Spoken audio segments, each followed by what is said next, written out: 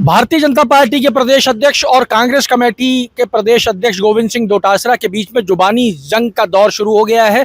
गोविंद सिंह डोटासरा ने प्रेस से बात करते हुए भारतीय जनता पार्टी के ऊपर गंभीर आरोप लगा दिए। उन्होंने कहा कि जो ट्रांसफर्स हुए हैं उनके अंदर भ्रष्टाचार किया गया है और मैं इसके प्रमाण दे सकता हूं। अगर सरकार मुझसे मांगेगी तो मैं प्रमाण दे दूंगा।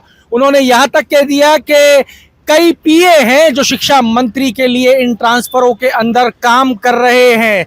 गोविंद सिंह डोटासरा ने भारतीय जनता पार्टी को कल घेरते हुए कहा कि जब मैं शिक्षा मंत्री था मैंने कोटा संभाग के 0.3% भी ट्रांसफर नहीं किए, जबकि मेरी विधानसभा के द्वेषतापूर्ण 400 में से 358 प्रशासनिक अधिकारियों के तबादले कर दिए गए हैं।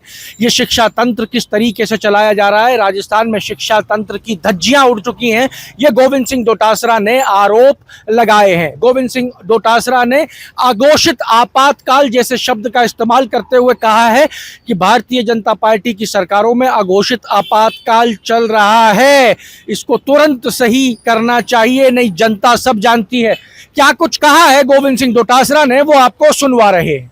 दुनिया भर का भ्रष्टाचार इस ट्रांसफर के अंदर हुआ है। ऐसा शिक्षा विभाग का तो बंटा बेड़ा गर्क कर दिया इस आदमी ने, बंटा ढार हो गया। एक टीचर को एक स्कूल से उठा करके उसी स्कूल में दिया जा रहा है। ये क्या है, इसका खेल समझ में आया आपके कोई? ऐसे सैकड़ों उदाहरण है। वो क्यों हुए? टीचर को ट्रांसफर करने के लिए लिस्ट में नाम डाल दिया, आखिरी में उसने पैसा दे दिया तो उसी स्कूल में उसका ट्रांसफर कर दिया जाता है।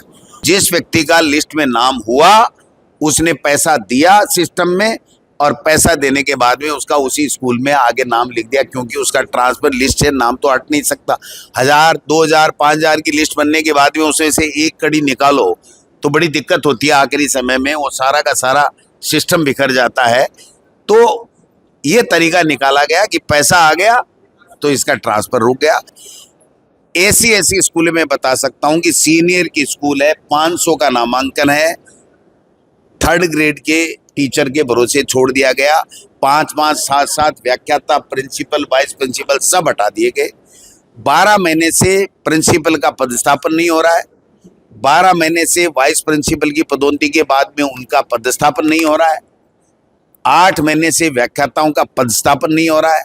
12 महीने बाद में हाई कोर्ट पूरी की पूरी डीपीसी को निरस्त कर रहा है।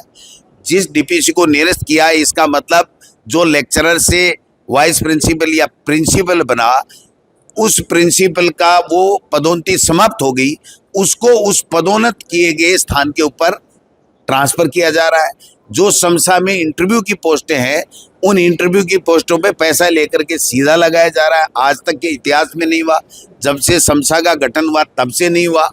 और इनके इर्द गिर्द के लोग खुलेआम पैसे ले रहे हैं, खुलेआम भ्रष्टाचार हो रहा है, नग्गा नाच भ्रष्टाचार का किया जा रहा है। कोई पूछने वाला नहीं, कोई सुनने वाला नहीं। और अब तो सुन रहे हैं कि पहले मंत्री बनाएगा, फिर अधिकारी उसमें ब्यूरोक्रेट्स उसमें तब्दीली करेंगे, फिर दोबारा मंत्री के पास जाएगी, फिर उसमें पैसे लेके तब्दीली होगी, फिर सीएमआर में सीएमओ में जाएगी, फिर सीएमओ में पैसे लगेंगे, फिर जा करके नीचे होगा शिक्षा विभाग में। तो लोग ये भी कह रहे हैं कि कर कौन रहा है, ट्रांसफर कहाँ से हो रहे हैं, चल किसके लिए, ये समझ में नहीं आ रहा। सारे बीजेपी के एमएलए रो रहे हैं। वो कह रहे हैं, आपने देखा होगा फतेहपुर में श्रवण चौधरी आया कि मैंने नहीं कराया, कैसे हो गए। मेरे यहाँ 400 में से 358 प्रशासनिक ट्रांसफर किए गए। आप समझ सकते हो, 400 में से 358। और मैं चैलेंज करता हूं शिक्षा मंत्री जी को, कोटा के अंदर 2nd ग्रेड के ट्रांसफर हुए, मैंने 0.03% भी प्रशासनिक ट्रांसफर नहीं किए थे, 0.03। और इन्होंने अपने कोटा संभाग में 24% और मेरी विधानसभा में 85% प्रशासनिक ट्रांसफर। प्रशासनिक का मतलब है कि सीकर का आदमी बांसवाड़ा में जाएगा, बांसवाड़ा का आदमी हटेगा वो झुंझुनू में आएगा, झुंझुनू का आदमी हटेगा वो जैसलमेर में जाएगा। ये कौन सी प्रशासनिक आवश्यकता पड़ गई? ये पूरा का पूरा राजनीतिक द्वेषता और भ्रष्टाचार, दो ही काम है। और आरएसएस इस पर्दे के पीछे पूरी तरीके। एक राठौड़ है, मैं नाम तो भूल रहा हूँ उसका, संस्कृत एजुकेशन का, संस्कृत शिक्षा का है, और वो पूरी की पूरी हमारे सीकर का चूरू का संभाग है, उसमें वो आकर के पूरा कह रहा है इसको चेपना है, इसको यहाँ करना है, इसके पैसे आ गए, इसके ये नहीं आ गए। क्या तो राठौड़ है, उसका नाम मैं बताऊंगा आपको, मेरे शाम को प्रेस नोट में बता दूंगा, मुझे कोई दिक्कत नहीं है। पूरे के पूरे टीचर कह रहे हैं ये इनके मंत्री जी के पीएसओ का फोन आप टेप कराओ, सरकार में दम है तो। इनके पीए है वो एक साथ घूमता है, उसका फोन टेप कराओ, पता लग जाएगा। कई मंत्रियों के पीए इस शिक्षा मंत्री के ऑफिस के दलाल बने हुए हैं। अब समझ में नहीं आ रहा यार, शिक्षा के क्षेत्र में अगर ट्रांसफर में पैसे ले रहे हैं, लोग लूट रहे हैं, स्कूलें बर्बाद हो रही हैं, बच्चे रो रहे हैं और मुख्यमंत्री आंख मीच के बैठा है, तो इससे बड़ा दुर्भाग्य हमारे प्रदेश का क्या होगा। ये आप सुन रहे थे गोविंद सिंह डोटासरा ने क्या कुछ कहा। अब इतना सब कुछ होने के बाद में भारतीय जनता पार्टी के प्रदेश अध्यक्ष मदन राठौड़ कैसे चुप रह जाते। जैसे ही नाम आरएसएस का आया, मदन राठौड़ बोले आरएसएस तो एक सामाजिक संस्था है जो समाज के उत्थान के लिए काम करती है। आरएसएस के बारे में डोटासरा क्या जाने। डोटासरा तो बीजेपी एक राजनीतिक दल है और आरएसएस एक सामाजिक दल है। डोटासरा को अगर आरएसएस के बारे में जानना है तो डोटासरा आरएसएस ज्वाइन क्यों नहीं कर लेते। डोटासरा आरएसएस में चले जाएं, डोटासरा को बड़ा फायदा होगा, बहुत कुछ सीखने को मिलेगा और ये भी सीखने को मिलेगा कि आरएसएस काम कैसे करती है। ट्रांसफरों में हो रहे भ्रष्टाचार पे बोलते हुए मदन राठौड़ ने कहा जो जैसा होता है उसको वैसा ही नजर आता है। गोविंद सिंह डोटासरा अपना समय भूल गए हैं जब पूर्व मुख्यमंत्री अशोक गहलोत ने सभागार में पूछा था कि क्या ट्रांसफरों में पैसे चलते हैं, तो भीड़ ने एक आवाज में कहा था हाँ पैसे लिए जाते हैं। तो गोविंद सिंह डोटासरा को अपना ही समय याद आया है। हमारे यहाँ पे ट्रांसफर पारदर्शिता से किए गए हैं और पारदर्शिता ही बरती गई है। हालांकि मदन राठौड़ ने ये माना कि सभी के ट्रांसफर नहीं हुए हैं, लेकिन उसके ऊपर भी विचार चल रहा है।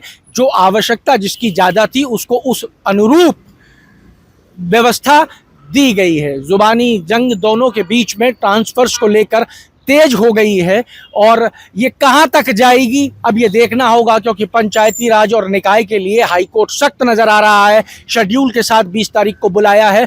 तो क्या ये जुबानी जंग पंचायती राज और निकाय चुनाव के अंदर प्रचार का एक माध्यम बनेगी या ये सिर्फ बयानबाजी होकर रुक जाएगी, ये सब भविष्य के गर्भ में आप तक पहुंचाएंगे। जुड़े रहिए हमारे साथ। अमर उजाला के लिए जयपुर से मैं आशीष। देखिए डोटासरा जी, जो व्यक्ति जैसा होता है ना वो दूसरों के बारे में वैसा सोचता है। डोटासरा जी के समय में जब डोटासरा जी खुद शिक्षा मंत्री थे तो उस समय के मुख्यमंत्री अशोक गहलोत जी ने पूछा डोटासरा जी की मौजूदगी में शिक्षकों से कि क्या आपके तबादलों में पैसे लिए जा रहे हैं। तो शिक्षकों ने खड़े होकर जोर जोर से कहा हाँ साहब भ्रष्टाचार हो रहा है, पैसे लिए जा रहे हैं। तो जो व्यक्ति जैसा होता है वो दूसरे के बारे में भी वैसा सोचेगा। उन्होंने ये भी सोचा होगा कि हम उनके समय में पैसे लिए जा रहे थे तो अब बीजेपी में भी लिए जा रहे होंगे, लेकिन हमारे यहाँ नहीं है। बिल्कुल ट्रांसपेरेंसी है, कोई ज़रूरतमंद व्यक्ति है उसका काम किया जा रहा है। सबके नहीं हो पा रहे हैं, ये बात बिल्कुल सही है, लेकिन यथासंभव हम कोशिश करते हैं कि अध्यापकों को और संतुष्ट किया जा सके। कहीं किसी भी प्रकार का एक भी कोई शिकायत हमारे पास में नहीं है, न जनता के सामने है। इसलिए ये फालतू की बातें करना ठीक नहीं है। जहाँ तक आपातकाल की बात आपने कही, तो डोटासरा जी के मुंह से आपातकाल शब्द बहुत शोभा नहीं देता है। आपातकाल इंदिरा गांधी ने लगाया था 1975 26 जून 25 जून और 26 जून की रात को, जब लोकतंत्र पर हमला किया था, लोगों के मौलिक अधिकार छीन दिए थे, यहाँ तक कि प्रेस सेंसरशिप लगा दी थी। प्रेस भी कोई छाप नहीं सकता था, लोगों को अकारण जेलों में बंद कर दिया और नसबंदी के ऑपरेशंस किए जा रहे थे, लोग भाग रहे थे और पीछे टारगेट देख करके और अधिकारियों को भेजा गया कि पकड़ पकड़ के ला के नसबंदी करो। ये आपातकाल के दिन थे और वो अब आज आपातकाल की बात करते हैं। देखिए, हम संविधान के रक्षक हैं, हम बिल्कुल नियमानुसार विधिवत आम आदमी के मौलिक अधिकारों का पूरा ख्याल रखते हैं, उनका सम्मान करते हैं। कानून व्यवस्था हमारी सुदृढ़ है, विकास हो रहा है। कोई हमारी कांग्रेस की तरह हमारी स्थिति नहीं है, हमारी स्थिति बहुत अच्छी है, बहुत मजबूत है और व्यवस्थित तरीके से हम अपनी सरकार चला रहे हैं। उनको और उनके समय में जो होता था वो आज नहीं है कि टांग खिंचाई जो पहले होती थी, हमारे यहाँ ऐसा नहीं है। बीजेपी वाले भी रो रहे हैं और जो चल भले ही आरएसएस की भी है, सारे सब कुछ इस पूरे शासन तंत्र में बिना वोट लिए, एक भी वोट लिए, लेकिन बीजेपी वाले रो रहे